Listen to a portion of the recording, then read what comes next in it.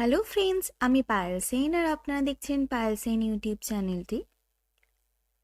আজ আমি খুব গুরুত্বপূর্ণ একটি বিষয়ের উপর আপনাদের সঙ্গে আলোচনা করতে চলেছি এবং এই বিষয়টি কেন এত গুরুত্বপূর্ণ সে সম্পর্কেও আপনাদের জানাবো। আজকে আমি যে বিষয়ে আলোচনা করতে চলেছি সেটি হচ্ছে অ্যাক্সেসওয়ার। ফ্রেঞ্চ শব্দ অ্যাক্সেসওয়ার মানে আনুষঙ্গিক বস্তু বা আনুষঙ্গিক জিনিসপত্র। কোন জিনিসগুলো আমাদের কাছে আনুষঙ্গিক জিনিসপত্র? ঘড়ি, বেল্ট, টাই, আংটি, টুপি, ব্যাগ, নেকলেস, কানের দুল মহিলাদের ক্ষেত্রে।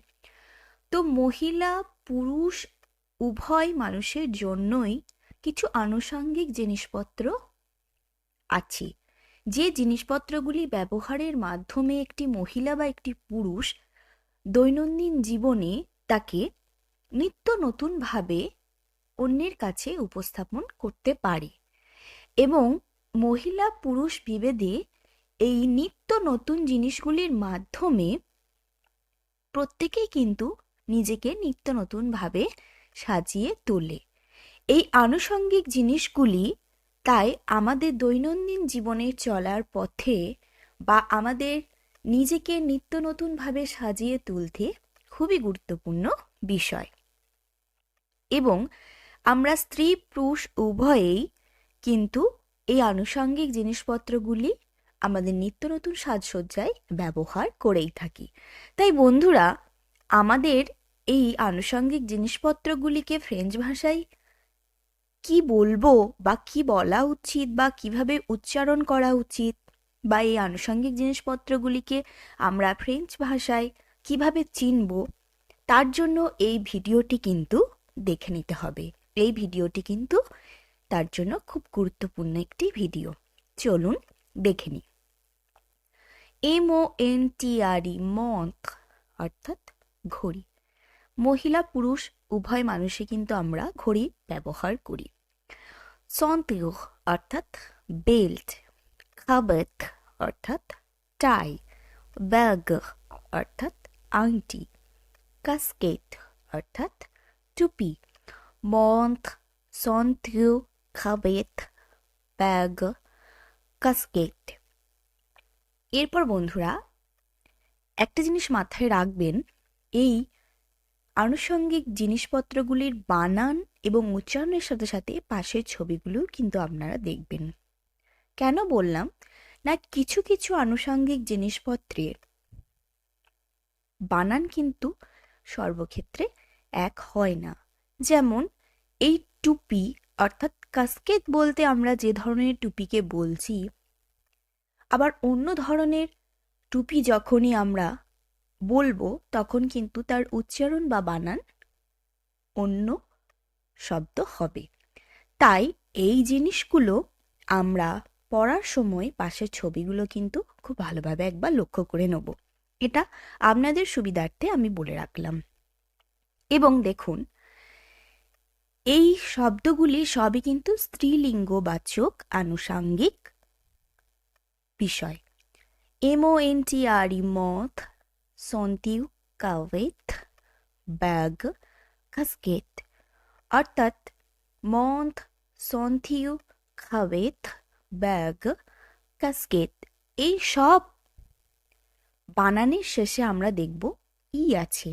এবং আমি আপনাদের একটি সহজ উপায় আগেই বলে রেখেছিলাম যে ফ্রেঞ্চ শব্দের স্ত্রীলিঙ্গবাচক শব্দ চেনার একটি সহজ উপায় হচ্ছে ওয়ার্ডের শেষে ই থাকবে। তাই বন্ধুরা, আপনারা এই বিষয়টি আশা করি খুব সুন্দরভাবেই মনে রাখতে পারবেন যে এই ওয়ার্ডগুলি হলো স্ত্রীলিঙ্গবাচক আনুষঙ্গিক জিনিসপত্র। এরপর আমরা দেখব পুংলিঙ্গবাচক কিছু অ্যাক্সেসওয়ার। চলুন দেখে নিই। প্রথমেই আমরা দেখব স্যাক অর্থাৎ ব্যাগ, কোলিয়ার অর্থাৎ নেকলেস, বাহাসলি অর্থাৎ ব্রেসলেট, সাপো অর্থাৎ টুপি, কাস্ক অর্থাৎ হেডফোন, প্যাপিও অর্থাৎ প্রজাপতি টাই, পাহাপ্লুই অর্থাৎ ছাতা, যেহেতু এগুলি পুংলিঙ্গবাচক অ্যাক্সেসওয়ার, তাই এগুলির আগে আমরা আ বা ল এই আর্টিকেলসগুলি ব্যবহার করব। Sec, কলিয়ে, বাহাসলে, স্যাপো, cask, প্যাপিও, পাহাপ্লুই। এই অ্যাক্সেসওয়ারগুলি হল পুংলিঙ্গবাচক অ্যাক্সেসওয়ার এবং খুব ভালোভাবে লক্ষ্য করুন এগুলির অর্থাৎ এই ওয়ার্ডগুলির শেষে কিন্তু ই নেই। পাহাপ্লুই শুধু ব্যতিক্রম, এটি একটু মাথায় রাখবেন। পাহাপ্লুই এই ওয়ার্ডটির শেষে ই থাকলেও এটি পুংলিঙ্গবাচক আনুষাঙ্গিক শব্দ।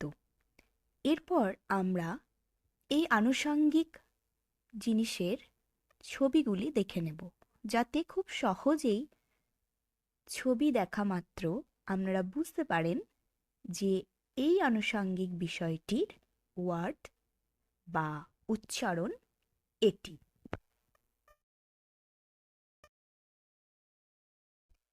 প্রথমেই আমরা দেখে নেব ব্যাগ অর্থাৎ স্যাক, তারপর দেখব কলিয়ে অর্থাৎ নেকলেস, তারপর বাহাসলে অর্থাৎ ব্রেসলেট, তারপর সাপো অর্থাৎ টুপি।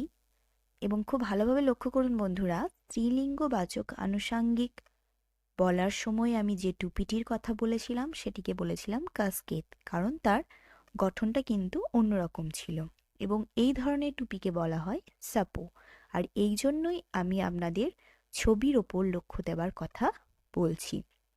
কাস্ক অর্থাৎ হেডফোন, প্যাপিও অর্থাৎ প্রজাপতি টাই। প্রজাপতি টাই কেন বলছি না, এই ধরনের টাইগুলিকে দেখতে দেখুন প্রজাপতির মতো, তাই আপনাদের বোঝার বা মনে রাখার সুবিধার্থে আমি এই টাইটিকে প্রজাপতি টাই বলবো। আরও এক ধরনের টাই হয়, সেটা আপনারা জানেন। এবং এই টাইটি যেহেতু প্রজাপতির মতো দেখতে, তাই এটিকে বলা হয় প্যাপিও। এবং তারপর দেখব আমরা ছাতা অর্থাৎ পাহাপ্লুই, এবং এগুলি সবই পুংলিঙ্গবাচক আনুষাঙ্গিক জিনিস, যেগুলি আমাদের দৈনন্দিন জীবনে খুব প্রয়োজনীয় কিছু আনুষাঙ্গিক। এরপর আমি যে আনুষাঙ্গিকগুলি দেখব সেটি হচ্ছে বহুবচনযুক্ত আনুষাঙ্গিক। চলুন দেখে নিই। এতক্ষণ পর্যন্ত আমরা পুংলিঙ্গবাচক বা স্ত্রীলিঙ্গবাচক আনুষাঙ্গিকের কথা বলছিলাম। এখন যে আনুষাঙ্গিকের কথা আমি বলবো সেটি হচ্ছে বহুবচনযুক্ত আনুষাঙ্গিক, তাই এই ক্ষেত্রে লে বা দে আমরা ব্যবহার করব। লে বা দে এই ডেফিনিট ইনডেফিনিট আর্টিকেলস এই বহুবচনযুক্ত আনুষাঙ্গিকের আগে আমরা ব্যবহার করব, সে সম্পর্কে আমি আগে আপনাদের বলেছি অবশ্য। তো এখন দেখব বহুবচনযুক্ত এই আনুষাঙ্গিকগুলি।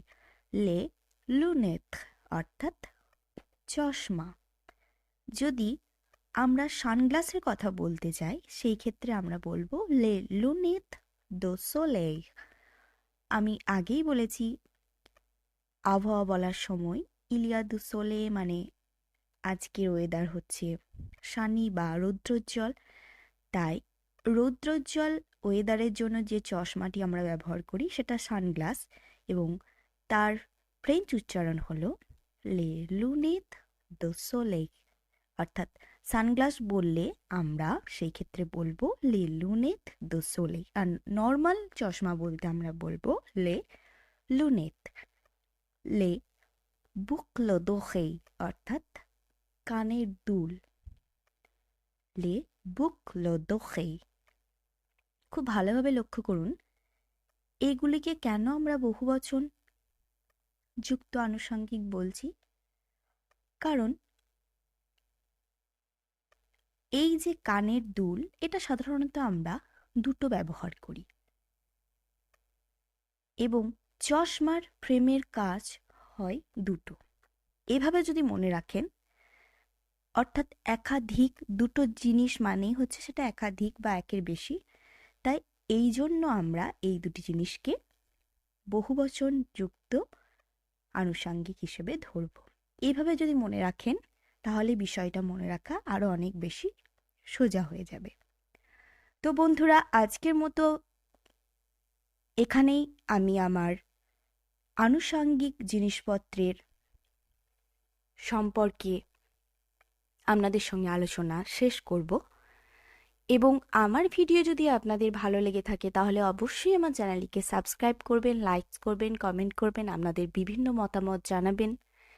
এবং আজকের মতো টাটা, ভালো থাকবেন, সুস্থ থাকবেন। হ্যাঁ, অবশ্যই আমার চ্যানেলটিকে সাবস্ক্রাইব করতে ভুলবেন না, তাহলে নিত্য নতুন ভিডিও খুব সহজেই আপনার কাছে পৌঁছে যাবে। আজকের মতো টাটা।